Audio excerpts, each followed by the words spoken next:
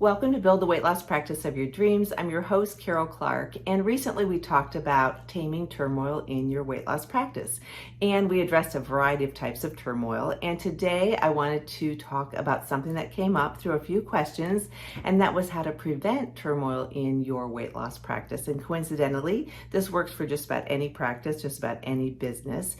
But what we want to talk about is being proactive, because nobody really likes to be reactive. It can tend to be a waste of time, very anxiety producing, oftentimes escalating into bigger problems than what you had in the beginning. So if we can proactively avoid turmoil, you will do yourself, your team, and everyone involved a big favor. So here are some tried and true things that you can do to prevent turmoil. The first thing is, of course, it always goes back to what's your vision and what's your goals, and having a plan in place to attain those, because that helps provide sort of some guidelines and some sidelines in terms of where you're all supposed to be going. It helps keep people sort of focused on something that is a bigger vision than just what they're doing day to day, and helps keep them thinking forward in terms of how to get there. So helping to guide that with a set plan is really helpful.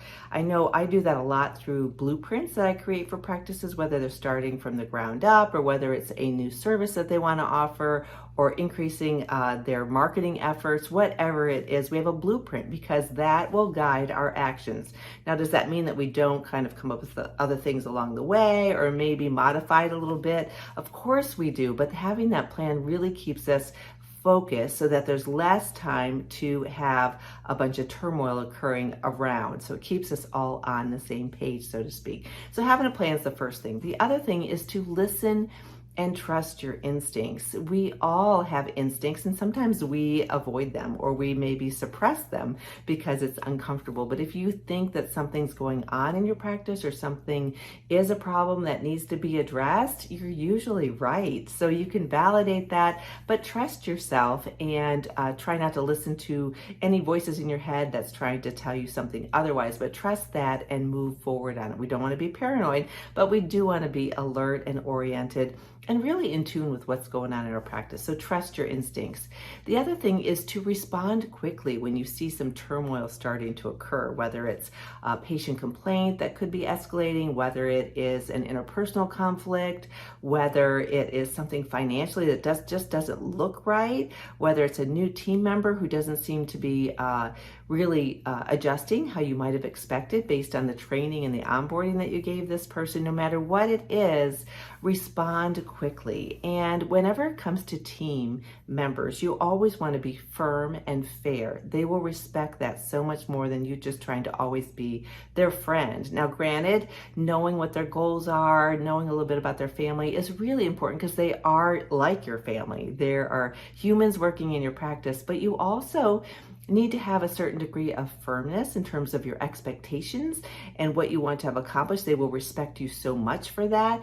And when anything happens, you need to be fair to everyone, not play favorites. That is one of the greatest ways to undermine any sort of respect and desire for someone to follow through on a request from a supervisor or owner of the practice, that sort of thing. So we want to be firm and fair anytime that some sort of little issue may come up.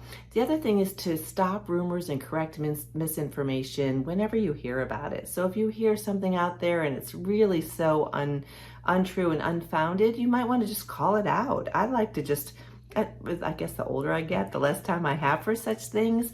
But I'll just say, hey, I heard that this rumor was going around. Have you guys, is that what you've heard as well? And let's talk a little bit about that, and I will clear up any misconceptions about it, whether it's to do with a business or something, a decision that you've made or something like that. Now, granted, there's sometimes things that you can't discuss openly, but you might just reassure them and say, I know you heard that there is something bigger going on here. I will get you informed as soon as I am able to, but in the meantime, know that everything is okay. They need to know that someone is in control and that there is a set path that you are working towards. So you want to make sure that you stop rumors and correct misinformation whenever you hear that. The other thing is to be honest and as transparent as possible. When we deal with times of change, which is all the time anymore, people want some transparency. They want to know what's going on. They want to know that there's a plan in place. They want to be asked their opinion. So you want to make sure that you are as transparent and honest as you possibly can. can be, because any dishonesty or even just the slight thought that maybe there's a misinformation or something like that going on creates mistrust, and it's a very difficult thing to gain back. It's like you put all these this effort into creating great relationships, and something that can really undermine it quite quickly. The other thing is not to underestimate the talents of your team. I have really learned this the hard way many times. And some ways I've just been delighted. I'll have an issue, I'll bring it up, I'll talk to people about it, and they'll say, oh, you know what? I used to do that in a previous position. I used to do sales, or I used to work at Chick-fil-A, or gee, I used to run social media at the other practice, or I used to write all the policies and procedures, or I used to, whatever it is. They are more talented usually than what you can ever imagine. So you want to capitalize on that, and you want to really make the most of that, because that will also help advance their feeling of being an integral part of your team. So don't ever underestimate the talents of your team. I also encourage cross-training for particular positions. That's always helpful, but it really does help for a great well-rounded team for sure. The other thing you want to do is hire slowly and fire fast. I know that might sound harsh, but you want to make sure that you do vet the people that you're hiring. If it's for social media, have them do some projects for you. Have them come in, someone else, if it's for a front desk position, and shadow a little bit so they can know what goes on and they can feel a bit more comfortable, ask questions, get to know the team. It really helps to build that camaraderie right from the very beginning. Make sure that you do vet them well, and that you onboard them thoroughly so that they have the tools at hand and the training at hand to do a really good job, because most employees, they really want to do a good job. So we want to encourage that. So you want to do that and fire legally but fast. If somebody's not a good fit, oftentimes you do yourself and them a favor the earlier that you take care of that. Now, granted, we give people a lot of different chances. We want to make sure that they've been trained properly, they have the time, but sometimes it's just, quite frankly, not a good fit, and you end up doing both of you a favor in the long run by severing that relationship. So you want to make sure you just do that in a legal way, and make sure that you monitor that closely. The other thing I find really helpful, and I've mentioned it before, are stay interviews. I like to do these with the team, a few times a year. Sit down with them, ask them just a couple of questions. What do you really love about your position? What frustrates you? Do you have any suggestions? If they have a frustration, have them offer a potential solution. Be honest about what might be feasible and what's not. And then I always like to know what their goals are for 1 to 3 years from now, because that really helps to play into, can they grow within your organization, or is there something that's going to be limiting for them in their current position? Is there some training that they need? Always being interested in that really means the world to them, and it makes a huge impact in terms of their trust for you, their respect for you, and also being a part of all the solutions. It's really a great thing. It helps them think broader than their current position. The other thing to do is experience what it is that you offer firsthand. So encourage your team to do the same, and practice what you preach. It really just helps to hone in on that whole integrity, making sure that you are participating actively in what you prescribe for your patients, for medical weight loss or products and that sort of thing. So you do want to make sure that you do practice what you preach and experience what you offer firsthand. Your team, if they experience it, can come up with great suggestions on how to streamline things, how to make things look more professional. Maybe you have, things are being handed out, there are copies of copies. And although a lot of it's electronic nowadays, maybe there's misspelling, or you never know. So experiencing that firsthand is really helpful. The other thing to do is to prepare for the what if, but trust the best and hope for the best and actually plan for the best. But know those possibilities of what would I do if a particular key member happened to leave, or God forbid something happened to them? What would I do if we ended up losing a certain market share, or a particular carrier, insurance carrier, or something like that? You think about what ifs, so that you have a plan in place for the worst case scenario, but always anticipate and expect the best. When you do that, it's oftentimes amazing how that's exactly what happens. You also want to build systems in your practice. This is probably one of the greatest ways to avoid turmoil, and that is to have systems. And if you followed me for any period of time, you know I'm a big systems girl. You know how I like to give outcomes to our team members. But if you have systems in place, it keeps everything moving along very smoothly. It also helps you onboard new team members, and you're not recreating the wheel all the time. You just tweak it as you go along.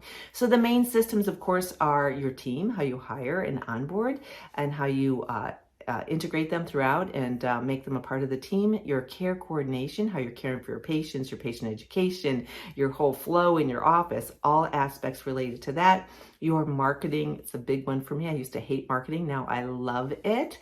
So having a systematized way for that to occur is really important. Your finances, making sure that you are monitoring the metrics that matter and that you do have that bigger picture and you're analyzing your monthly reports. Your revenue streams, making sure that you have a systematized way for evaluating which ones are working well, which ones perhaps aren't, making sure that you have additional revenue streams, and also finally tracking and reporting in all those different aspects. So those are some of the tips for avoiding turmoil in your practice. And my final one is just to trust yourself. Oftentimes we can question things, and there are so many different ways. I get to work with practices all across the US, and there are so many different ways that you can create your programs, that you can implement your programs, that you can utilize your team. It's just amazing to me, the ideas and the different ways of doing it. So trust yourself. If you've got a vision and you have a way to get there, you don't have to do everything like everyone else. In fact, that's boring. And patients love to have things a little bit different, a little bit more customized towards your ideal client. So don't be afraid to trust yourself and move forward with your own particular vision and guiding your team along. It's an amazing journey. I am honored to be on this journey with so many of you. If you're not a subscriber of the podcast, please subscribe. I would love to have you subscribe and share with me any other topics that you want me to cover. I love, love, love all things about running a successful surgical or medical weight loss practice for a variety of practitioners. So anyhow, let me know if you have any other tips or any other topics you want me to cover. Reach out to me, Karol, Karol at weightlosspracticebuilder.com. If you want to have a conversation about just something that's top of mind or frustration in your practice, or if you're not a member of Bariatric Business Boss, it's the easiest, really super inexpensive way to start getting one-on-one time with me. Just bariatricbusinessboss.com. So anyhow, I appreciate your time. I hope you have a wonderful day. Thanks.